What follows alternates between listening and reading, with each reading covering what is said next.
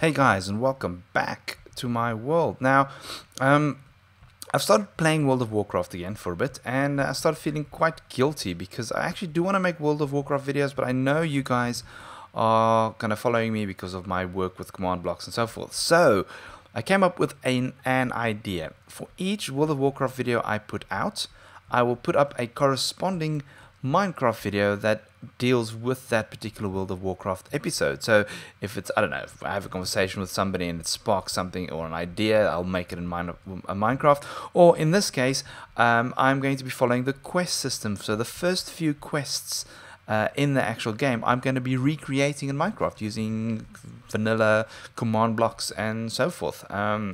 So that's basically the idea. So the first thing I've done is I have recreated the start island, so which is on the back of a giant tortoise. It's called the Wandering Isles. I've created in World Painter, and this video is just going to show you how I did that. I've taken a 2-hour long session and I've just compressed it into about 5 or 6 minutes that gets you to the spot. The only area that's completely fully kind of terrained up is this starting area. As I move in the World of Warcraft, move into the other terrains, I will build the other terrains as well. I won't necessarily show you the build of it unless you say you want to see it. You want to see a speed build or a fast forward video of it. Okay, so I'll just explain everything as the build goes on. So yes, let's get to it. Right, so the first thing I did was I opened up World Painter. Okay, I then brought in a map that I downloaded from the internet, a picture of the map of the Wandering Isle. So you can see me just kind of resizing the map there. Then using the raise and lower terrain brush, I literally just went all around the map, okay, and just kind of cut out the kind of the Wandering Isle turtle. I then quickly took a break because I'm doing AFK XP gathering on my mob spawner, or my mob, yeah, my XP mob farm on survival Minecraft, and I then went back to filling up and removing cutting out the map really. So you can just see I'm literally just kind of tracing the map that I downloaded in World Painter. So as I said, this is the raise and lower the terrain. So I'm right clicking and dragging, which means I lower the terrain, which pushes it under the water. Oh, well, not under the water, but pushes the terrain so that the water comes up. And at other spots, I raise the terrain to make the water kind of go away. Now, as I said in the introduction, is I'm not at this stage I can't speak. I'm not at all bothered by the physical terrain on top of the tortoise, because as I'm playing World of Warcraft and as I'm going to these various areas, I will then kind of recreate as close as possible the terrain of the actual, where we are. Then I just had a quick 3D view, and then I just went and saved it, obviously. I quickly went back, killed my mob so that I can get my XP while I'm AFKing. I then enchanted a book very quickly while I'm enchanting the book, and then I quickly went back to the project. I then logged in to have a look at the map, and then I kind of saw that the map looked fine and absolutely perfect. It all works fine and dandy. But as I then zoomed into the actual area that I'm going to be working with, so that's, you can see this Shangzi training ground.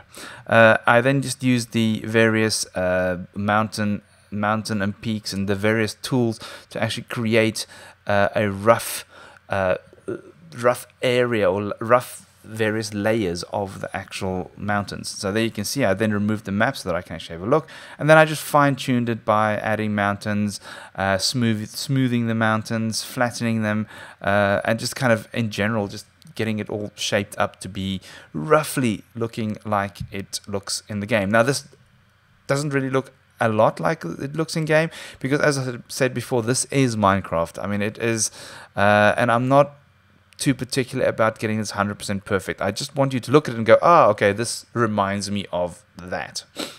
Okay, I then kind of logged in once again, saved the map, and had a look and to see what needs to be done. So I realized that that area really needs more flattening. I raised some of the other layers. I kind of added some more mountains, filled in a bit of a mountain, and yeah, and so forth. Okay, flatten it out.